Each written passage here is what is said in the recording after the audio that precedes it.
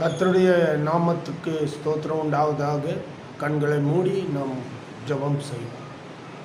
அன்பின் பரலோக பிதாவே, நேற்று இன்று என்று மாறாதவரே, ஜீவனுள்ள தேவனே, இயேசு கிறிஸ்துவின் விலையேறப்பட்ட பரிசுத்த நாமத்திலே இந்த நாளுக்காய் ஸ்தோத்திரம் ராஜா. இந்த பரிசுத்த நாளிலே கூட நீர் எங்களை கர்த்தாவே ஆண்டவரே கூட்டி சேர்த்து உம்முடைய வார்த்தைகளை கேட்க அன்றே எங்கள் இருதயங்கள் கண்கள் திறக்கப்பட கர்த்தாவே உம்முடைய சத்தத்தை பின்பற்றி அந்த பரலோக ராஜ்யத்தை ஆண்டே கர்த்தாவை சுதந்திரித்து கொள்ளக்கூடிய பாக்கியத்தை எங்களுக்கு தாரும். அது மட்டுமல்ல, வந்தவர்கள் யாவரையும் நீர் ஆண்டே உம்முடைய ஆண்டே கர்த்தாவே பயத்திலும் ஆண்டே ஞானத்தையும் கொடுத்து கர்த்தாவே அந்த வார்த்தையை கேட்க அன்றே சமாதானத்தின் தேவன் அன்றே எங்களுக்கு தெய்வீக சமாதானத்தை தார, சந்தோஷத்தை தெய்வீக சந்தோஷத்தை தார, அன்றே ஆரோக்கியத்தை தார, அன்றே கர்த்தாவே நீர் எங்களை ரட்சித்தீர், மீட்டு கொண்டீர். அது மட்டுமல்ல கர்த்தாவே உம்முடைய பிள்ளைகளாய் மாற்றினீர். எங்களுக்காய் அன்றே பரலோகத்திலிருந்து வந்து பூலோகத்திலே கர்த்தாவே எங்களுக்காய் உம்முடைய அன்றே கர்த்தாவே ஜீவனை தந்து அன்றே பரிசுத்த இரத்தத்தை சிந்தி அந்த இரத்தத்தின் மூலமாக எங்களை மீட்டு கொண்டீர். அதற்காக நன்றி ஸ்தோத்திர ராஜா. எங்கள் பாவங்களுக்கு ஒரு முற்றுப்புள்ளியே கர்த்தாவே அன்றே அதற்காய் நீர் கர்த்தாவே உம்முடைய ஜீவனை தந்து கர்த்தாவே மறுபடியுமாய் கர்த்தாவே நீர் அன்றே பரலோக ராஜ்யத்திலிருந்து எங்களுக்காய் நீர் வரப்போகிறீர். அதற்காய் ஸ்தோத்திர ராஜா. நம்பிக்கையோடு விசுவாசத்தோடு அன்றே கர்த்தாவே நாங்கள் உம்மை ஸ்தோத்திரிக்க துதிக்க இந்த பரிசுத்த நாளிலே கர்த்தாவே கடந்த நாட்கள் முழுதும் எங்களை காத்து அன்றே உம்முடைய வார்த்தை கேட்க எங்களை அன்றே இந்த நாளில் கூட கொண்டு வந்திருக்கிறீர். அன்றே கர்த்தாவே செய்தி கொடுக்கிற உங்கள் தாசனை அபிஷேகித்து பரிசுத்த ஆவியார் தாமே பேச அதை கேட்க எங்கள் இருதயத்திலே கர்த்தாவே அதன் பலன் கொடுக்க கிருபை தாரும். துதி ஸ்தோத்திரம் உமக்கே செலுத்துகிறோம். இயேசு கிறிஸ்துவின் வல்லமுள்ள நாமத்தில் ஏறெடுக்கிறோம் நல்ல பிதாவே, ஆமென். Ye men of Galilee, why stand ye gazing up into heaven? The same Jesus which is taken up from you into heaven shall also come in like manner as ye have seen him go into heaven. கலிலேயராகிய மனுஷரே, நீங்கள் ஏன் வானத்தை அண்ணாந்து பார்த்து கொண்டிருக்கிறீர்கள்?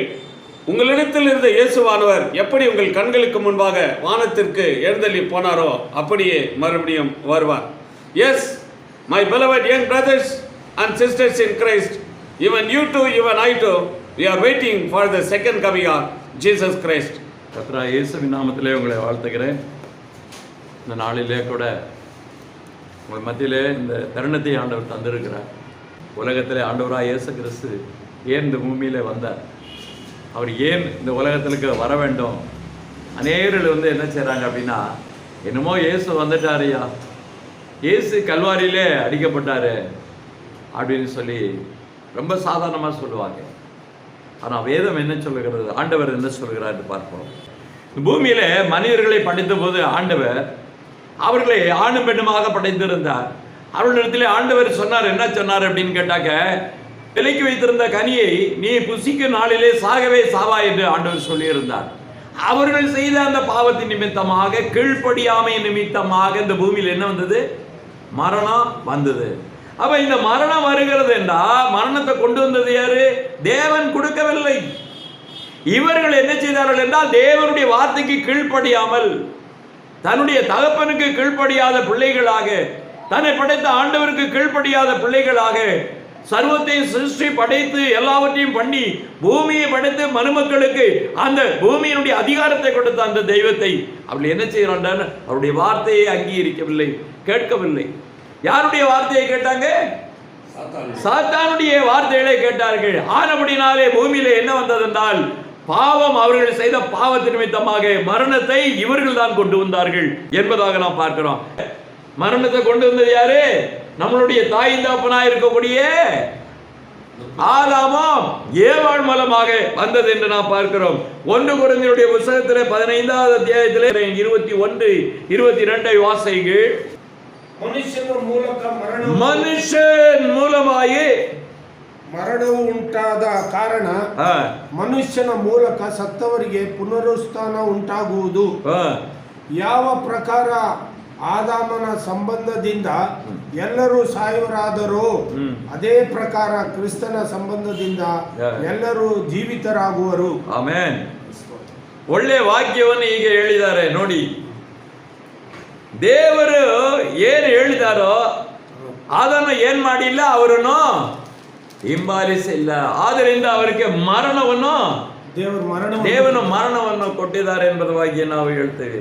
ಈಗ ನೋಡಿ, ஒரு மனுஷன் மூலமாய் மரணம் வந்தது, ಒಂದು ಮನುಷ್ಯನ ಮೂಲಕ ಮರಣವು ಬಂತು. மனுஷனால் ஒரு மனுஷன் மூலமாக மரித்தலும் உயிர்த்தெழுதலும் உண்டாகிறது.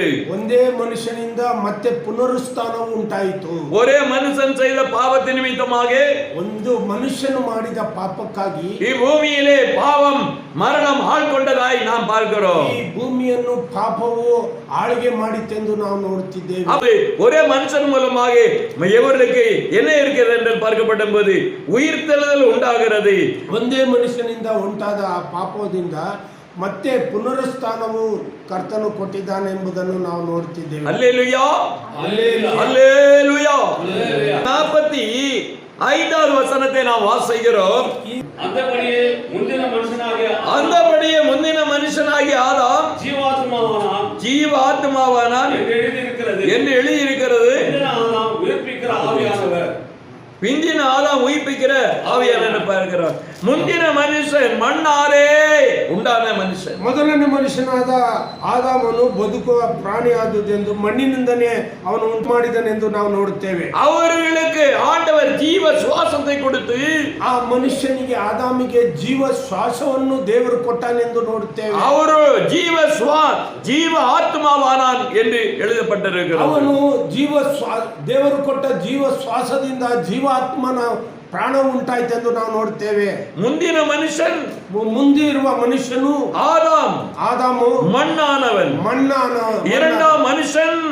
ಎರಡನೇ ಮನುಷ್ಯನು வானத்தில் வந்த கர்த்தர், ಆಕಾಶದಿಂದ ಬಂದ ಕರ್ತನು ஆண்டவராக இயேசு கிறிஸ்து, ದೇವರಾದ ಯೇಸು ಕ್ರಿಸ್ತನು பரலோகத்திலிருந்து இறங்கி வந்தவர், ಪರಲೋಕದಿಂದ ಇಳಿದು ಬಂದವನಾಗಿದ್ದಾರೆ. உலகத்தில் ಅನೇಕ ಜನங்கள் சொல்லுகிறார்கள், ಭೂಮಿಯಲ್ಲಿ ಪ್ರಪಂಚದಲ್ಲಿ ಈ ಲೋಕದಲ್ಲಿ ಅನೇಕರು ಮಾತಾಡುತ್ತಾರೆ, ಹೇಳುತ್ತಾರೆ, ಮನುಷ್ಯರನ್ನು ದೇವರೆಂದು சொல்லுகிறார்கள். ಮನುಷ್ಯನೇ ದೇವರೆಂದು ಹೇಳಿಕೊಳ್ಳೋರು ಉಂಟು. ஆனால் வேதம் சொல்லுகிறது, ಆದರೆ ಸತ್ಯವೇದವು ಹೇಳುತ್ತದೆ, ದೇವರು ಮನುಷ್ಯನಾಗಿ ಬಂದಿರುತ್ತಾರೆ. ದೇವರು ಪರಲೋಕ ರಾಜ್ಯದಿಂದ ಮನುಷ್ಯನಾಗಿ ಜನ್ಮ ಈ ಭೂಮಿಯಲ್ಲಿ ತಾಳಿದ್ದಾನೆ ಎಂದು ನೋಡುತ್ತೇವೆ. ಇದು ಉಲಗದಲ್ಲಿ ಈ ಭೂಮಿಯಲ್ಲಿ ಏದೆನ್ ತೋಟದಲ್ಲಿ இருக்கும்போது, ಏದೆನ್ ತೋಟದಲ್ಲಿ ಇರುವಾಗ ನೀಂದ ಕನಿಯ ಪುಸಿக்கும் ನಾளிலே ಈ ಒಂದು ಫಲವನ್ನು ನೀವು ತಿಂದದ್ದಾದರೆ நீங்கள் கடவுளாக தேவர்களாக மாறிவிடுவீர்கள் என்று சொன்னான். ದೇವರಾಗಿ ಮಾರ್ಪಡುವುದಾಗಿ ಸೈತಾನನು உலகத்திலே ಮನುಷ್ಯನು கடவுள் என்று சொல்லி அறிவித்தவன் சாத்தான். ಮನುಷ್ಯನನ್ನು ದೇವರೆಂದು ಎಲ್ಲರಿಗೂ ಪರಿಚಯ ಮಾಡಿಕೊಟ್ಟವನು ಸೈತಾನನಾಗಿದ್ದಾನೆ. ஆனால் அது தவறான ஒரு கொள்கை, ಅದು ಒಂದು தவறான எண்ணங்கள், ತಪ್ಪಾದ ಒಂದು ಯೋಚನೆ, தவறான செயல்பாடுகள், ತಪ್ಪಾದ ಕೆಲಸವಾಗಿದೆ. இன்னைக்கு மனிதனுக்கு நாம் வணக்கம் வைக்கலாமா கூடாதா? ಈ ದಿವಸದಲ್ಲಿ ಮನುಷ್ಯನಿಗೆ ನಾವು ನಮಸ್ಕರಿಸಬಹುದಾ ಇಲ್ಲ ಬೇಡವಾ? தேவனுக்கு கொடுக்க வேண்டிய மரியாதையை, வணக்கத்தை, ದೇವರಿಗೆ ಕೊಡಬೇಕಾದಂತ ಮರ್ಯಾದೆ ಮತ್ತು ನಮಸ್ಕಾರಗಳನ್ನು மனுஷனுக்கு கொடுக்க கூடாது. ಮನುಷ್ಯನಿಗೆ ಕೊಡಬೇಡದೆಂದು, மனுஷனை கடவுளாக மாற்றக்கூடாது. ಮನುಷ್ಯನನ್ನು ದೇವರಾಗಿ ಮಾರ್ಪಡಿಸಿ, அது சாத்தானுடைய தூண்டுதலினுடைய வேலை.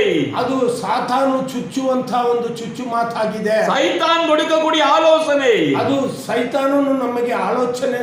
இந்த நாட்களிலே மனுஷர்கள் ಆ ಕಾಲದಲ್ಲಿ ಮನುಷ್ಯರು தேவர்களாக இருக்க முடியாது, ದೇವರಾಗಿ ಇರುವುದಕ್ಕೆ ಸಾಧ್ಯವಾಗಿದೆ. காரணம் அவன் மண்ணிலிருந்து படைக்கப்பட்டவன். ಅವನು ಮನುಷ್ಯನು ಮಣ್ಣಿನಿಂದ ಉಂಟಾದನು. அவன் மண்ணுக்கே திரும்பி போகிறான், ಮಣ್ಣಿಗೆ ತಿರುಗಿ ಹೋಗುವುದಾಗಿ ನಾವು ನೋಡುತ್ತೇವೆ. தேவன் அவனுடைய ஜீவனை, அவனுடைய ஆவியை வாங்கிக் கொள்ளும்போது அவன் மரித்து போகிறான். ದೇವರು ತನ್ನ ಜೀವ ಶ್ವಾಸವನ್ನು ಕೊಟ್ಟಿದ್ದನ್ನು ಮತ್ತೆ ತೆಗೆದುಕೊಂಡ್ರೆ ಅವನು ಮರಣದ ಒಂದು ಸತ್ವದ ದೇಹವಾಗಿ ಇರುತ್ತಾನೆ ಎಂದು ನೋಡುತ್ತೇವೆ. இந்த நர ஜென்மமாகிய மனுஷன் ಈ ನರ ಜನ್ಮವಾದ ಮನುಷ್ಯನು எப்படி கடவுளாக இருக்க முடியும்? ಹೇಗೆ ದೇವರಾಗಿ ಉಂಟಾಗುತ್ತಾನೆ? மனிதர்களை வணங்குகிற ஒரு காரியத்தை ஆண்டவர் சொல்லி இருக்கிறார். எந்த ஒரு காரியத்தை நீங்கள் செய்தாலும் கனத்தையும் மகிமையும் துதியையும் ஆண்டவர் ஒருவருக்கே செலுத்த வேண்டும்.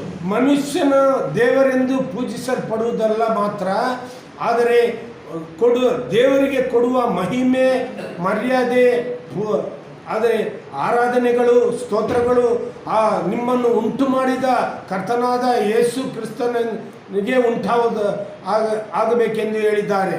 அப்படியானால் இந்த உலகத்துல எங்க பாருங்க, அநேகர்கள் பெரிய ஆட்கள் வந்துட்டாங்கன்னா, ஐயா நீங்க கடவுள் ஐயா அப்படின்னு சொல்லி மாலையை போட்டு காலில் விழுகிறாங்க. அது நியாயமா? ಪ್ರೋಗ್ರಾಮ್ ಅಲ್ಲಿ ಕೂಡ ನಾವು ನೋಡ್ತೇವೆ, ದೊಡ್ಡವರು ಬರ್ತಾರೆ, MLA MP ಈ ತರ, ಅವ್ರಿಗೆಲ್ಲ ಅಯ್ಯ ದೇವರು ನೀವೇ ಅಂತ ಜನರು ಹೇಳುವುದನ್ನು ನಾವು ನೋಡಿದ್ದೇವೆ.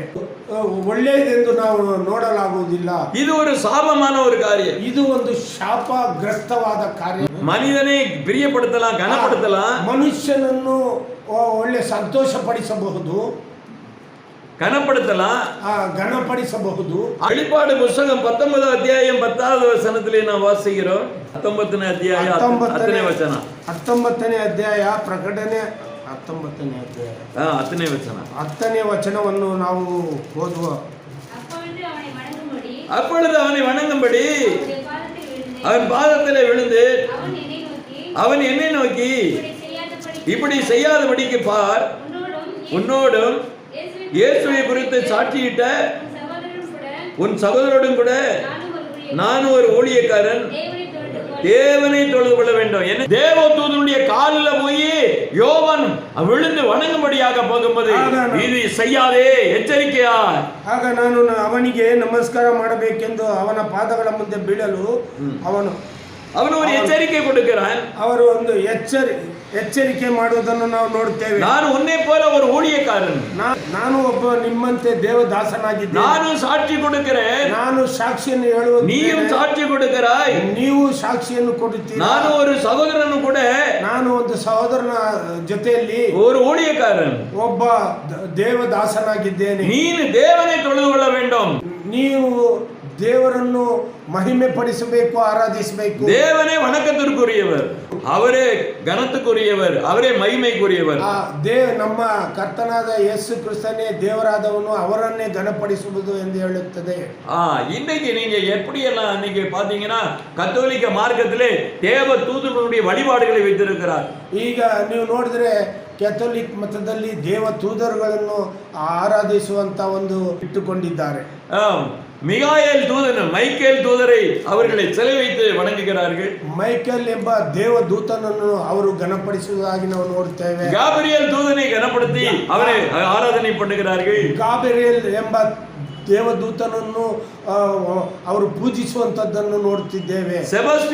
ಸೆಬಸ್ಟಿಯಾನ್ ಎಂಬ ದೇವದೂತ ಎಂದು ஒரு தூதரை வழிபடுகிறார்கள் ಎಂಬ ಒಂದು ದೇವದೂತನನ್ನು ಅವರು ಪೂಜಿಸುತ್ತಾರೆ. இன்னுமாக அப்போஸ்தலர்கள் எல்லாவரையும் அவர்கள் எல்லாம் தூதர்கள் என்று சொல்லி அவர்களும் சிலை வழிபாடுகளை வைத்துக் கொண்டிருக்கிறார்கள். அப்போஸ்தಲர் ಎಂಬವರನ್ನು ಕೂಡ ಅವರು ದೇವರೆಂದು ಪೂಜಿಸಿ ಘನಪಡಿಸುವುದನ್ನು ನಾವು ನೋಡುತ್ತಿದ್ದೇವೆ. ದೇವ ಆண்டவர் சொல்லுகிறார், ಕರ್ತನಾದ ದೇವರು ಹೇಳುತ್ತಾರೆ, துதி கன மகிமை ஆண்டவராகிய ஒருவருக்கே செலுத்த வேண்டும். ನಿಮ್ಮ ಸ್ತೋತ್ರ ಘನತ ಮಹಿಮೆ ಈ ಮೂರು ಕೂಡ ದೇವರಿಗೆ ಸಲ್ಲಬೇಕೆಂಬ ಹೇಳುತ್ತದೆ. ஆண்டவராகிய இயேசு கிறிஸ்து, ದೇವರ ಕರ್ತನಾದ ಯೇಸು ಕ್ರಿಸ್ತನು ஏசாயா 53வது ಅಧ್ಯಾಯದಲ್ಲಿ ಐಸಾಯ 53ನೇ ಅಧ್ಯಾಯವನ್ನು ನಾವು ನೋಡಬೇಕಾಗಿದೆ, ಓದಬೇಕಾಗಿದೆ. ನಿಜವಾಗಿಯೂ ನಮ್ಮ ಕಷ್ಟಗಳನ್ನು ಅನುಭವಿಸಿದನು, ಅವನು ಹೊತ್ತುವರೆಯೂ ನಮ್ಮ ಸಂಕಟವೇ ಹೌದು.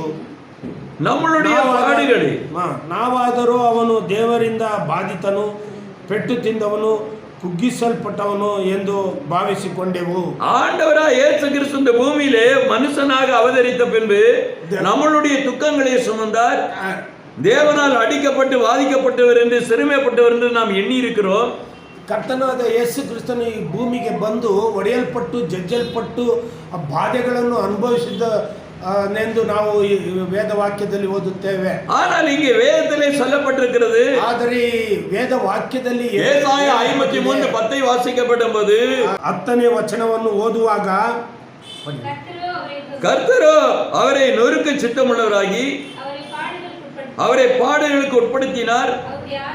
அவருடைய ஆத்துமா தன்னை குற்ற நிவாரண பலியாக ஒப்பு கொடுக்கும் போது அவர் தமது சந்ததியை கண்டு நீடித்த நாளாய் இருப்பார். அப்ப என்ன அர்த்தம்? இயேசு கிறிஸ்து ವಾಕ್ಯದಲ್ಲಿ 10ನೇ 53 ಏಸಾಯ 53ನೇ ಅಧ್ಯಾಯ 10ನೇ ವಾಕ್ಯದಲ್ಲಿ ನಾವು ಓದುವುದಾದರೆ ಅವನನ್ನು ಜಜ್ಜುವುದು ಯೆಹೋವನ ಸಂಕಲ್ಪವಾಗಿತ್ತು.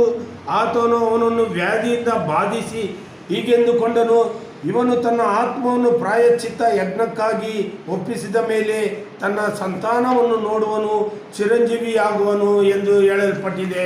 இங்கே நாம் பார்க்கப்படும்போது ಇಲ್ಲಿ ನಾವು ನೋಡುವಾಗ அவர் குற்ற நிவாரண பலியாக பாவ விமோசனಕ್ಕಾಗಿ குற்ற நிவாரண பலி ಪಾವ ನಿವಾರಣೆ ಬಲಿಯಾಗಿ அவர் என்ன செய்தார்? ಅವರು ಏನು ಮಾಡಿದ್ರು? சிலுவையில ஒப்பு கொடுக்கப்பட்டார். ಆ ಸಿಲುವೆಯಲ್ಲಿ ಜಜ್ಜಲ್ಪಟ್ಟನು. நம்மளுடைய பாவங்கள் குற்றங்கள் எல்லாம் அவர் சுமந்தார். ನಮ್ಮ ಪಾಪಗಳನ್ನು, ನಮ್ಮ ಅಧರ್ಮ ಎಲ್ಲವನ್ನು ಆ ಸಿಲುವೆಯಲ್ಲಿ ನಮ್ಮಗಾಗಿ ಹೊತ್ತನು. நம்மளுடைய தண்டனையை, ஆக்கினையை, மரணத்தை அவர் சுமந்தார் என்று நாம் பார்க்கிறோம். ನಮ್ಮ ಮೇಲೆ ಬಂದಿರತಕ್ಕಂತ ಒಂದು ದಂಡನೆ, ಒಂದು ಆಜ್ಞೆಗಳನ್ನು, ಒಂದು ಪಾಪಗ್ರಸ್ತವನ್ನು ಅವರು ಹೊತ್ತಿದ್ದಾರೆ ಎಂದು ನಾವು ನೋಡುತ್ತಿದ್ದೇವೆ. கர்த்தருடைய நாமத்துக்கு ஸ்தோத்திரம் உண்டாவதாக. ಕರ್ತನ ನಾಮಕ್ಕೆ ಸ್ತೋತ್ರ. இந்த இயேசு கிறிஸ்து யார்? ಈ ಯೇಸು ಕ್ರಿಸ್ತು ಎಂಬುವರು ಯಾರು? இவர் யார் என்பது யாருக்கும் தெரியல. ಇವರು ಯಾರೆಂಬುದನ್ನು ಯಾರು ತಿಳಿದಿಲ್ಲ. இயேசு கிறிஸ்து யார் என்று ಯೇಸು ಕ್ರಿಸ್ತು ಯಾರೆಂದು ಅನೇಕ கிறிஸ்தவர்களுக்கு தெரியாது. ತುಂಬಾ ಕ್ರೈಸ್ತರಿಗೆ ಗೊತ್ತಿಲ್ಲ. இவர் யார் என்று பார்க்கப்படும் போது ಇವರು ಯಾರೆಂದು ನೋಡುವಾಗ இவரை பார்த்து ಇವರನ್ನು ನೋಡಿ அவர்களுக்கு ஆச்சரியப்பட்டார்கள். ಅವರು ಆಶ್ಚರ್ಯ ಹೊಂದಿದರು. இப்படிப்பட்ட ஒரு ஆச்சரியமானதை பார்க்கப்படும் போது ಈ ತರದ ಒಂದು ಆಶ್ಚರ್ಯಕರ யோவான் கொடுக்கிற சாட்சி, யோவான் ಕೊಡುವ ಸಾಕ್ಷಿ ಏನೆಂದರೆ 1 யோவானுடைய புத்தகம் 1வது அத்தியாயத்தில் 1-2 வசனங்களை வாசிப்போம். 1ನೇ ಅಧ್ಯಾಯ 1-2 ವಚನವನ್ನು ನಾವು ಓದುತ್ತೇವೆ. ஆதி முதல் இருந்தது, நாங்கள் கேட்டது, எங்கள் கண்களினாலே கண்டது, நாங்கள் நோக்கி பார்த்தது, எங்கள் கைகளினாலே தொட்டதுமாயிருக்கிற ஜீவ வார்த்தையை உங்களுக்கு அறிவிக்கிறோம். யாரே? ஆதி முதல் இருந்த, ஆதியிலே வார்த்தை இருந்தது, அந்த வார்த்தை தேவனிடத்தில் இருந்த, அந்த வார்த்தை தேவனாய் இருந்தது. வார்த்தை என்று சொன்னாலே நல்லா தெரிஞ்சு கொள்ளுங்க, வார்த்தை என்கிறது கடவுள். ಈಗ ಈ ವಾಕ್ಯದಲ್ಲಿ ಯೋವಾನನು 1 ಯೋವಾನನ ಗ್ರಂಥದಲ್ಲಿ ಬರೆದಿರುವ 1ನೇ ಅಧ್ಯಾಯ ಇದರಲ್ಲಿ சொல்லப்பட்டிருக்கிற வார்த்தை, ಇದರಲ್ಲಿ ಹೇಳಿರುವ ವಾಕ್ಯ, அந்த ஜீவ வார்த்தை, ಜೀವವಾದ ವಾಕ್ಯವು ஆண்டவராகிய இயேசு என்று சொல்லப்பட்டிருக்கிறது. ಕರ್ತನಾದ ಯೇಸು ಎಂದು ಹೇಳಿರುತ್ತದೆ. இது ஆதியிலே, ಆದಿ ಕಾಲದಲ್ಲಿ வானத்தை பூமியும் படைக்கப்படும் போது, ಆಕಾಶ ಭೂಮಿಯನ್ನು ಉಂಟು ಮಾಡುವಾಗ தேவன் தன்னுடைய வார்த்தையினால் படைத்தார். ದೇವರು ತನ್ನ ಒಂದೇ ಮಾತಿನ ಒಂದು ಇದನ್ನೆಲ್ಲ ಉಂಟು ಮಾಡಿದನೆಂದು ನೋಡುತ್ತೇವೆ. அந்த வார்த்தை தான் இந்த பூமியிலே, அந்த வார்த்தை மாமிசமாக பூமியிலே வந்தார் என்று நாம் பார்க்கிறோம். ಈ ಮಾತಿಂದ ಕರ್ತನಾದ ಯೇಸು ಕ್ರಿಸ್ತನು ಮನುಷ್ಯನಾಗಿ ಹುಟ್ಟಲ್ಪಟ್ಟನೆಂದು அந்த வார்த்தையை தான் நாங்கள் தொட்டு பார்த்தோம், தடவி பார்த்தோம். அவர்தான் இவர் என்று இவர்கள் சொல்லுகிறார்கள். ಆ ಮಾತನ್ನು ನಾವು ಮುಟ್ಟಿ ನೋಡಿದ್ದೇವೆ, ನಂಬಿದ್ದೇವೆ, ಇವರೇ ಎಂದು ನಾವು ಹೇಳುತ್ತೇವೆ. 2வது வசனம் வாசிங்க. 2ನೇ ವಾಕ್ಯವನ್ನು ನಾವು ಓದುವ, அந்த ஜீவன் வெளிப்பட்டது, பிதாவினிடத்தில் இருந்தது, எங்களுக்கு வெளிப்பட்டதுமானே நித்தியமாய் இருக்கக்கூடிய அந்த ஜீவனை நாங்கள் கண்டு அதை குறித்து நாங்கள் சாட்சி கொடுக்கிறோம். ಆ ಜೀವ ಪ್ರತ್ಯಕ್ಷವಾಯಿತು, ತಂದೆಯ ಬಳಿಯಲ್ಲಿದ್ದು ನಮಗೆ ಪ್ರತ್ಯಕ್ಷವಾದಂಥ ಆ ನಿತ್ಯ ಜೀವವನ್ನು ನಾವು ಕಂಡು ಅದನ್ನು ಕುರಿತು ಸಾಕ್ಷಿ ಹೇಳಿ ಅದನ್ನು ನಿಮಗೆ ಪ್ರಸಿದ್ಧಿಪಡಿಸುತ್ತೇವೆ. ನಾನೇ ಉಯಿರ್ಪಿக்கிற கர்த்தர், ನಾನೇ ನಿಮ್ಮನ್ನು ಜೀವಂತ ಮಾಡುವ ದೇವರಾಗಿದ್ದೇನೆ. ಅವರೇ ಜೀವಾಧಿಪತಿ, ಅವರೇ ನಮ್ಮ ಜೀವಕ್ಕೆ ಅವರೇ ಅಧಿಪತಿಯಾಗಿದ್ದಾರೆ. ಅವರೇ சொல்லுகிறார், நானே உயிர் தெழுதலும் ಹೇಳ್ತಾನೆ, ನಾನೇ ಪುನರುತ್ಥಾನವು ಎಂದು ಹೇಳ್ತಾನೆ. ஜீவனமாய் இருக்கிற ನಾನೇ ಜೀವವು ನಿಜವಾದ அந்த ஆதியிலே இருந்த அந்த ஜீவன் தான் இந்த ஜீவன். ಆ ಆದಿಯಲ್ಲಿ ಇದ್ದ, ಆ ಕಾಲದಲ್ಲಿದ್ದ ಜೀವವೇ ಈ ಜೀವವೇ. நித்தியமாய் இருக்கக்கூடிய அந்த ஜீவன் தான் இயேசு. ನಿತ್ಯ ದಿನವಿರುವುದೇ ಯೇಸು. நானே வழியும் சத்தியமும் ஜீவனுமாய் இருக்கிறேன். ನಾನೇ ಸತ್ಯವೂ ಮಾರ್ಗವೂ ಜೀವವೂ ಆಗಿದ್ದೇನೆ ಎಂದು அந்த ஜீவன் தான் வெளிப்பட்டது. ಆ ಜೀವವೇ ಇವತ್ತು ಪ್ರಸ್ತುತಪಡ. அந்த ஜீவன் ஆண்டவராய் இயேசு கிறிஸ்து. ಆ ಜೀವವೇ ಕರ್ತರಾದ ಯೇಸು ಕ್ರಿಸ್ತ நம்மளை இந்த பூமியிலிருந்து ನಮ್ಮನ್ನು ಈ ಭೂಮಿಯಿಂದ மீண்டுமாக ಇನ್ನು ಮುಂದಕ್ಕೆ மரித்தோரை உயிரோடு எழுப்பவும், ಸತ್ತವರನ್ನು ಇನ್ನು ಜೀವದಿಂದ ಎಬ್ಬಿಸಲು, உயிரோடு இருக்கிறவர்களை ಇನ್ನು ಜೀವದಿಂದ ಇರುವವರನ್ನು மறுரூபப்படுத்தவும், ಮರುರೂಪವಾಗಿ ಮಾರ್ಪಡಿಸಲು, நித்திய ஜீவனை கொடுத்து ನಿತ್ಯ ಜೀವವನ್ನು ಕೊಡಲು, நித்திய ராஜ்யத்திலே ನಿತ್ಯ ರಾಜ್ಯದಲ್ಲಿ நம்மளை கொண்டு போகும்படியாக ನಮ್ಮನ್ನು ಕರೆಕೊಂಡು ಹೋಗುವ ಒಂದು ಪ್ರಾಮಾಣಿಕತೆಯನ್ನು ಮಾಡಿದ್ದಾರೆ. இயேசு சீக்கிரமும் வரப்போகிறார். ಕರ್ತರಾದ ಯೇಸು ಕ್ರಿಸ್ತನು ಬೇಗನೆ ಬರುವುದಾಗಿ ಹೇಳಿದ್ದಾರೆ. ஆண்டவர் வருகையிலே ದೇವರು ಬರುವಾಗ 1 தெசலோனிக்கர் புத்தகத்திலே 1 தெசலೋನಿಕರ್ ಅಧ್ಯಾಯದಲ್ಲಿ 4வது அத்தியாயத்திலே 4ನೇ ಅಧ್ಯಾಯ 14 14ನೇ ವಾಕ್ಯದಿಂದ ನಾವು ಓದುವರಾಗಿದ್ದೇವೆ. ಯೇಸು ಸತ್ತು ಜೀವಿತವಾಗಿ ಇದ್ದನೆಂದು ನಾವು ನಂಬಿದ ಮೇಲೆ ಅದರಂತೆ ಇದ್ದುಕೊಂಡು ನಿದ್ರೆ ಹೋಗುವವರನ್ನು ಸಹ ದೇವರು ಆತನೊಡನೆ கருதுகொண்டு வருவனென்று அவர் மரித்த பின்பு எழுந்தார் என்று நாம் பார்க்கிறோம். அவருடைய கல்லறை இன்றைக்கு திறந்திருக்கிறது. உலகத்திலே இன்றைக்கு கல்லறை திறந்திருக்கிறது என்றால் அந்த கல்லறை ஆண்டவராய் இயேசு கிறிஸ்துவினுடைய கல்லறை. ಸತ್ತು 3ನೇ ದಿನ ಜೀವಂತವಾಗಿ ಮೃತ್ಯುಂಜಯನಾಗಿ ಕರ್ತನಾದ ಯೇಸು ಕ್ರಿಸ್ತರು ಎದ್ದರೆಂದು ನಾವು ನೋಡಿದ್ದೇವೆ. அவர் இந்த நாட்களிலே உலகத்துல எந்த மனுஷனும் உயிர் பெற்றதே கிடையாது, உயிரோடு எழுப்பின சரித்திரம் கிடையாது. ಈ ಪ್ರಪಂಚದಲ್ಲಿ ಯಾವುದೇ ಒಂದು ಮನುಷ್ಯನಾಗಲಿ ಯಾವುದೇ ಒಂದು ಚರಿತ್ರೆಯಲ್ಲಿ ಬರೆದಿರಲಿಲ್ಲ. ಸತ್ತವರು ಮರುರೂಪವಾಗಿ ಜೀವದಿಂದ ಎದ್ದರು, ಮೃತ್ಯುಂಜಯರಾಗಿ ಎದ್ದರು ಅಂತ ಯಾವ ದೇವರು ಕೂಡ ಯಾವ ವೇದದಲ್ಲಿ ಆಧಾರವೂ கிடையாது, ಸಾಕ್ಷಿಯೂ கிடையாது. ಯಾವ ಇದಕ್ಕೆ ಯಾವ ಆಧಾರವೂ ಇಲ್ಲ, ಯಾವ ಸಾಕ್ಷಿಯೂ ಇಲ್ಲವೆಂದು. ஆனால் உலகத்திலே ஒரே ஒருவர் தான் மரித்து உயிரோடு எழும்பி நானே சதா காலமும் ஜீவிக்கிற கர்த்தர் என்று சொன்னவர் ஆண்டவராய் இயேசு. ಮತ್ತೆ 3ನೇ ದಿವಸ ಜೀವಂತವಾಗಿ ಮೃತ್ಯುಂಜಯನಾಗಿ ಎದ್ದು ನಾನೇ ನಿಜವಾದ ದೇವರೆಂದು ಹೇಳಿದ. ನಾನೇ ಮರಿத்தவர்களை ಉಯಿರಿಪಿತು கொண்டு வருவேன் என்று சொல்லியிருக்கிறார். ನಾನೇ ಸತ್ತವರನ್ನು ಜೀವಂತದಿಂದ ಎಬ್ಬಿಸುವನೆಂದು ಹೇಳಿದ್ದಾರೆ. நம்மளுடைய நம்பிக்கை என்ன என்றால், ನಮ್ಮ ವಿಶ್ವಾಸ ನಂಬಿಕೆ ಏನೆಂದರೆ ಮರಿத்தவரை ಉಯಿரோடு கொண்டு வருவார். ನಮ್ಮ ವಿಶ್ವಾಸ ನಂಬಿಕೆ ಸತ್ತವರನ್ನು ಜೀವದಿಂದ ಎಬ್ಬಿಸುವಂತ ಒಂದು ಮಾತನ್ನು, அந்த ஒரு வார்த்தை இருக்கிறபடினாலே, அந்த ஒரு விசுவாசம் இருக்கிறபடினாலே, ಆ ಒಂದು ಸಾಕ್ಷಿ, ಆ ಒಂದು ವಿಶ್ವಾಸ ಇರುವುದರಿಂದ, ಮರಿத்தவரை ಉಯಿರ್ಪಿத்து ಕಾಣ್ಬಿತபடினாலே, ಸತ್ತವರನ್ನು ಎಬ್ಬಿಸಿ ತೋರಿಸಿದಂತ ಒಂದು ವಿಷಯವಾಗಿದೆ. ಅವರೇ அதை நிறைவேற்ற வல்லவராயிருக்கிறார். ಅವರೇ ಅದನ್ನು ನೆರವೇರಿಸುವಂತ ಒಂದು ಭಾಗ್ಯವನ್ನು ಹೊಂದಿದ್ದಾರೆ. அவர் இந்த பூமியில வரும்போது, ಅವರು ಈ ಭೂಮಿಗೆ ಬರುವಾಗ, ஆண்டவர் வருகையின் நேரத்திலே ಕರ್ತನು ಭೂಮಿಗೆ ಆಕಾಶದಿಂದ ಇಳಿದು ಬರುವಾಗ ஒரு ಗಂಭೀರமான ஒரு சப்தம், ಒಂದು ದೊಡ್ಡ ಶಬ್ದವು ಉಂಟಾಗುತ್ತದೆ. ஒரு ஆரவாரங்கள், ಅದು ಪ್ರಧಾನ ದೂತನೊಡನೆ ಶಬ್ದದೊಡನೆಯೂ ಆಕಾಶದಿಂದ தேவ எக்காலங்கள் முழங்கப்படுகிறது. ದೇವ ತುತ್ತೂರಿ ಊದಲ್ಪಡುವುದು. பயங்கரமான ஒரு பெரிய ஒரு சத்தம் வானத்திலே உண்டாகிறது. ಆಕಾಶದಲ್ಲಿ ಒಂದು ದೊಡ್ಡ ಶಬ್ದವು ಉಂಟಾಗುತ್ತದೆ. வானத்திலிருந்து அந்த சத்தம் பூமியை நோக்கி வந்து கொண்டிருக்கிறது. ಆ ಶಬ್ದವು ಭೂಮಿಯನ್ನು ನೋಡಿಕೊಂಡು ಇಳಿದು ಬರುತ್ತದೆ. ಯೇಸು இறங்கி வருகிறார். ಯೇಸು ಕ್ರಿಸ್ತನು ಇಳಿದು ಬರುವುದನ್ನು ಉಯಿರೋடு இருக்கிற நாம், ಜೀವದಿಂದ ಇರುವ ನಾವು மறுரூபமாகி ಮರುರೂಪಗೊಂಡು மத்திய ஆகாயத்திலே, ಮಧ್ಯ ಆಕಾಶದಲ್ಲಿ அவரை நாம் சந்திக்க போகிறோம். ಅವರನ್ನು ನಾವು ಸಂಧಿಸುವಂತ இயேசு கிறிஸ்துவானவர், ಯೇಸು ಕ್ರಿಸ್ತು வருகை பகிரங்கமாக இருக்கிறது. ಯೇಸು ಕ್ರಿಸ್ತರು ಬರುವುದು ಬಹಿರಂಗವಾಗಿದೆ. பகிரங்கமாக இருக்கிறது. ಬಹಿರಂಗವಾಗಿದೆ. எல்லாரும் காணுவார்கள். ಎಲ್ಲ ಪ್ರಪಂಚದ ಜನಗಳು அவரை குத்தினவர்கள் பார்ப்பார்கள். ಅವರನ್ನು ಜಜ್ಜಿದವರು ನೋಡ್ತಾರೆ. நிந்தித்தவர்கள் பார்ப்பார்கள். ಅವರನ್ನು ನಿಂದಿಸಿದವರು ನೋಡ್ತಾರೆ. அவமானப்படுத்தினவர்கள் பார்ப்பார்கள். ಅವರು ಅವಮಾನ ಪಡಿಸಿದವರು ಕೂಡ ನೋಡ್ತಾರೆ. ஆண்டவராய் இயேசு கிறிஸ்து வருகை, ಕರ್ತನಾದ ಯೇಸು ಕ್ರಿಸ್ತು பகிரங்க வருகை, ಬಹಿರಂಗವಾಗಿರುತ್ತದೆ. ಅವರು ರಹಸ್ಯವಾದಂತ ಬರುವಂತದ್ದು. அது இந்த உலகத்திலே கொடுக்கின்ற கள்ள உபதேசங்கள்.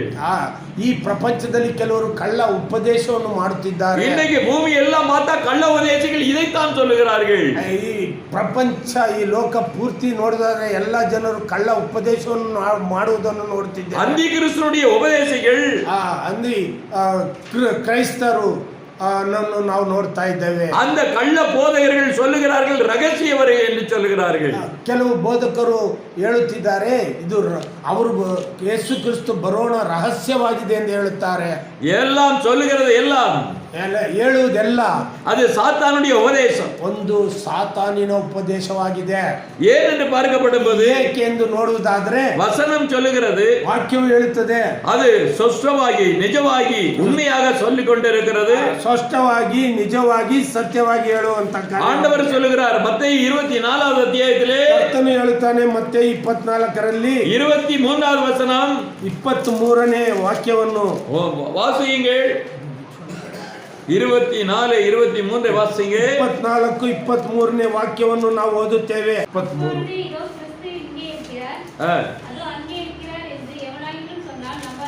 போதும். அப்ப என்ன அர்த்தம்? அப்ப இதோ இங்கே இருக்கிறார், இதோ அங்கே இருக்கிறார் சொன்னா நம்பாதீங்க. அப்ப என்ன அர்த்தம்? அவன் யார் அப்படின்னா அந்தி கிறிஸ்து. ಆಗ ದೇವರು ಇಲ್ಲಿದ್ದಾನೆ ಅಲ್ಲಿದ್ದಾನೆ ಅಂತ ಹೇಳುವುದಾದ್ರೆ ಅದು ನಂಬಬೇಡಿ. ನೀವು ಅದನ್ನು ಆ ಮಾತನ್ನು ನಂಬಬೇಡಿ. ಅಲ್ಲಿಂದ ಬರುತ್ತಾರೆ, ಇಲ್ಲಿಂದ ಬರುತ್ತಾರೆ, ಇಲ್ಲಿಂದ அங்கே இருக்கிறார் இங்கே இருக்கிறார் ரகசிய வருகை வந்து விட்டது. ಇಲ್ಲಿ ಇದ್ದಾರೆ ಅಲ್ಲಿ ಇದ್ದಾರೆ ಅಂತ ಹೇಳುವುದಾದ್ರೆ ಅದು ರಹಸ್ಯ ಬರೋಣವಲ್ಲ.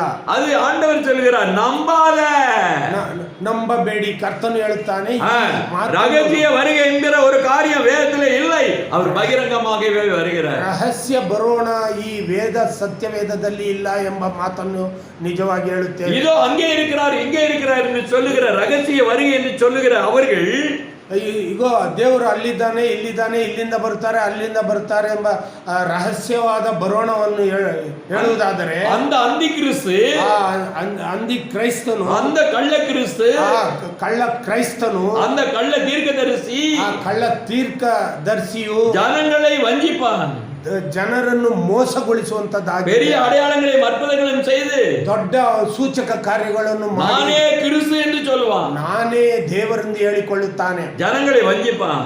ಜನರನ್ನು ಮೋಸಗೊಳಿಸುವಂತ. நீங்கள் ஜாக்கிரதையா இருங்கள், ನೀವು ತುಂಬಾ ಎಚ್ಚರಿಕೆயா இருங்கள், ಎಚ್ಚರಿಕೆಯಿಂದ ಇರಬೇಕು. மாயக்காரருக்கு எச்சரிக்கையா இருங்கள், ಮಾಯಗಾರರಿಗೆ ಎಚ್ಚರಿಕೆಯಿಂದ, கள்ள போதகர்களுக்கு எச்சரிக்கையா இருங்கள். ವಂಚಕ ಬೋಧಕರಿಗೆ ஆண்டவர் சொல்லுகிறார், ದೇವರು ಹೇಳ್ತಾರೆ, நம் கர்த்தர் சொல்லுகிறார், ನಮ್ಮ ದೇವರು ಹೇಳ್ತಾರೆ, முன்னதாக அறிவிக்கிறேன், ಮುಂಚೆಯಾಗಿ ನಿಮಗೆ ಎಲ್ಲವನ್ನು ತೋರಿಸುತ್ತೇನೆ. 26வது வசனத்தை வாசியுங்கள். 26ನೇ ವಾಕ್ಯವನ್ನು ನಾವು ಓದುವಾಗ ஆகையால் வனாந்தரத்திலே இருக்கிறார் என்று சொன்னால் புறப்படாதீர்கள், அறை வீட்டுக்குள்ளே இருக்கிறார் என்று சொன்னா நம்பாதீர்கள். ಆದ ಕಾರಣ ಈಗ ನಿಮಗೆ ಅಗೋ ಕ್ರಿಸ್ತನು ಅಡವಿಯಲ್ಲಿ ಇದ್ದಾನೆ ಎಂದು ಹೇಳಿದರೆ ಹೊರಟು ಹೋಗಬೇಡ್ರಿ, ಈಗ ಕೋಣೆಯಲ್ಲಿದ್ದಾನೆ ಎಂದು ಹೇಳಿದರೆ நம்பಬೇಡಿರಿ. அப்ப எதையும் என்ன செய்ய வேண்டும் என்று சொல்லப்படும் போது ஆண்டவர் சொல்லுகிறார், அவர்கள் சொன்னார்கள் இங்கே கிறிஸ்து வந்து விட்டார் ரகசியமாக இட்டால் நீங்க புறப்பட்டு போகாதீங்க அப்படிங்கிறாரு. இன்னொரு இடத்துல சொல்லுகிறார் அவர்களை நம்பாதீர்கள் என்று சொல்லுகிறார். ಒಂದು ಕಡೆ ಈ ಸತ್ಯವಾಕ್ಯದಲ್ಲಿ ದೇವರು ಹೇಳ್ತಾನೆ ಇದು ಕ್ರಿಸ್ತನು ಬಂದು ಬಿಟ್ಟಿದ್ದಾರೆ ಎಂದು ಹೇಳಿದರೆ ನೀವು ಹೋಗಬೇಡಿರಿ, ಈಗ ಕ್ರಿಸ್ತನು ಇಲ್ಲಿದ್ದಾನೆ ಎಂದರೆ ನಂಬಬೇಡಿರಿ ಎಂದು ಈ ವಾಕ್ಯ ಹೇಳುತ್ತದೆ. கடைசி காலத்தில் அந்தி கிறிஸ்துனுடைய சபைகள், அந்தி கிறிஸ்துனுடைய ஊழியக்காரர்கள் ரகசிய வருகை அறிவித்து சாத்தானிடத்திலே உங்களை கொண்டு போய் சேர்ப்பார்கள். ಕಡೆಯ ದಿನಗಳಲ್ಲಿ ನಿಮಗೆ ವಂಚನೆಯ ಮಾತುಗಳನ್ನು ಹೇಳಿ ಸೈತಾನನ ಒಂದು ಕೂಟಕ್ಕೆ ನಿಮ್ಮನ್ನು ಸೇರಿಸುತ್ತಾರೆ. உங்களுடைய ஆத்துமாக்களை, ನಿಮ್ಮ ಆತ್ಮವನ್ನು நீங்கள் காத்துக்கொள்ள வேண்டும், ನೀವೇ ಕಾಪಾಡಿಕೊಳ್ಳುವುದು ஆண்டவர் சொல்லுகிறார். ಕರ್ತನು ಹೇಳುತ್ತಾನೆ. ஆண்டவர் வரும்போது 30வது வசனத்தை வாசிங்க. 30ನೇ ವಾಕ್ಯವನ್ನು ಓದುವಾಗ ದೇವರು ಬರೋಣದ ಒಂದು ವಾಕ್ಯವನ್ನು ನಾವು ಅದರಲ್ಲಿ ಓದುವ. அப்பொழுது மனுஷகுமாரனுடைய அடையாளம் வானத்திலே காணப்படுகிறது. அப்பொழுது மனுஷகுமாரன் வல்லமையோடு மிகுந்த மகிமையோடு வானத்தின் மேகத்திலே வருகிறதை ಸಕಲ ಗೋತ್ರತಾರನ್ನು ಕಂಡು ಪುಲಪುವಾர்கள் ಎಂದು ವೇದಂ சொல்லுகிறது. ಈ 30ನೇ ವಾಕ್ಯದಲ್ಲಿ ಮನುಷ್ಯನು ಕುಮಾರನನ್ನು ಸೂಚಿಸುವ ಗುರುತು ಆಕಾಶದಲ್ಲಿ ಬರುವುದು. ಆಗ ಭೂಲೋಕದಲ್ಲಿರುವ ಎಲ್ಲ ಕುಲದವರು ಎದೆ ಬಡಿಕೊಳ್ಳುವರು ಮತ್ತು ಮನುಷ್ಯ ಕುಮಾರನು ಬಲದಿಂದಲೂ ಬಹು ಮಹಿಮೆಯಿಂದಲೂ ಆಕಾಶದ ಮೇಘಗಳ ಮೇಲೆ ಬರುವುದನ್ನು காணுவரு. இப்படியாக ஆண்டவர் ಹೀಗೆ ಕರ್ತನು ಹೇಳುತ್ತಾನೆ. உங்களுடைய நம்பிக்கை என்ன? ನಿಮ್ಮ ವಿಶ್ವಾಸವೇನು? ரகசிய வருகை உண்மையா? ರಹಸ್ಯ ಬರೋಣ ನಿಜವಾದದ್ದ? ಬಹಿರಂಗ ವರುಮೆ ಉண்மையா? ಬಹಿರಂಗ ಬರುವುದು ನಿಜವಾದ? எதை நம்புகிறீர்கள்? ಯಾವುದನ್ನು ನೀವು ಇದರ ಎರಡರಲ್ಲಿ ಯಾವುದನ್ನು ನಂಬುತ್ತೀರಾ? இன்னைக்கு பெந்தேகோஸ்தே ஊழியக்காரர்கள் எல்லாம் ரகசிய வருகைதான் என்று சொல்கிறார்கள். ಈ ದಿವಸ ಪೆಂಟೆಕಾಸ್ಟಲ್ ಮಿಷನ್ ನಲ್ಲಿ ಹೇಳ್ತಾರೆ, ಸಿಪಿಎಂ ಅಲ್ಲಿ ಹೇಳ್ತಾರೆ ಇದು ರಹಸ್ಯವಾಗಿದೆ ಎಂದು ಹೇಳುತ್ತಾರೆ. எதை நீங்கள் நம்ப போகிறீர்கள்? ಯಾವ ನಿಜವಾದ ಮಾತನ್ನು ನೀವು ನಂಬುತ್ತೀರಾ? ஆண்டவர் முன்னதான கொடுத்த அறிவிப்பை அறிந்து கொண்டீர்களே, ದೇವರು ಕೊಟ್ಟ ಎಚ್ಚರಿಕೆಯನ್ನು ನೀವು ಅರಿತಿದ್ದೀರಾ? உங்களையும் உங்கள் ஆத்துமாக்களையும் காத்துக்கொள்ள வேண்டுமே. ನಿಮ್ಮನ್ನು ನಿಮ್ಮ ಆತ್ಮ ಹೃದಯವನ್ನು ನೀವು ಕಾಪಾಡಿಕೊಳ್ಳಬೇಕು. இதுவரை காத்திருந்த உங்களுடைய விசுவாசம், ಇದುವರೆಗೆ ನೀವು ಕಾದಿದ್ದು ಹೃದಯವನ್ನು ಆತ್ಮವನ್ನು ಕಾಪಾಡಿಕೊಳ್ಳಬೇಕು. நீங்கள் ரட்சிக்கப்பட்ட ನೀವು ರಕ್ಷಣೆ ಹೊಂದಿದ ನೀವು சாத்தானுடைய வார்த்தையை கேட்காதீர்கள், ಸೈತಾನನ ಮಾತನ್ನು ಕೇಳದೆ ಇರುವುದು, ஏமாந்து போகாதீர்கள், ಮೋಸ ಹೋಗಬೇಡಿರಿ. இதை சொல்லுகிற தேவன் சீக்கிரமாய் வரப்போகிறார். ಈ ಮಾತನ್ನು ಹೇಳುವ ಕರ್ತನು ಬೇಗನೆ ಬರೋಣ. அந்த நேரத்திலே,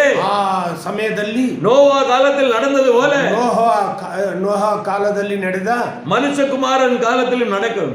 ಮನುಷ್ಯ ಕುಮಾರನ ಬರೋಣ ಕಾಲದಲ್ಲಿ ನಡೆಯುವುದು. பல இடங்களிலே ஜல பிரளயங்கள் உண்டாகும். ಕೆಲವು ಜಾಗಗಳಲ್ಲಿ ದೇಶಗಳಲ್ಲಿ ಜಲ ಪ್ರಳಯ ಉಂಟಾಗುವುದು. கடல்களிலே கொந்தளிப்புகள், அலைகள் கொந்தளிக்கும். ಆ ಅಲೆಗಳ ಒಂದು ತೂರಾಟ, ತುಫಾನು ಮತ್ತೆ ಇವುಗಳನ್ನ ನೋಡುತ್ತೇವೆ. அப்படினாலே ಆದುದರಿಂದ இப்பொழுது நடந்து கொண்டிருக்கிறது, ಈಗ ನಡೆದುಕೊಂಡಿದೆ. யுத்தத்தின் செய்திகளை கேள்விப்படுகிறீர்கள். ಈಗ ಯುದ್ಧಗಳ ಒಂದು ಸಮಾಚಾರಗಳನ್ನು ವಿಷಯಗಳನ್ನು ನಾವು ನೋಡುತ್ತಿದ್ದೇವೆ. வாசல் அருகே வந்திருக்கிறார், ನಮ್ಮ ಮನೆ ಬಾಕಲಲ್ಲಿ ಬಂದಿದ್ದಾರೆ. அப்போ சீக்கிரம் வரப்போகிறார். ಅವರು ಬೇಗನೆ ಬರುತ್ತಾರೆ. அவர் சீக்கிரமாய் வரப்போகிறார். ಇನ್ನು ಬೇಗನೆ ಬರುತ್ತಾರೆ. அவருடைய வருகையினுடைய அடையாளம், ಅವರು ಬರುವ ಗುರುತು உங்களுக்கு சொல்லப்பட்டிருக்கிறது. ನಿಮಗೆ ಹೇಳಲ್ಪಟ್ಟಿದೆ.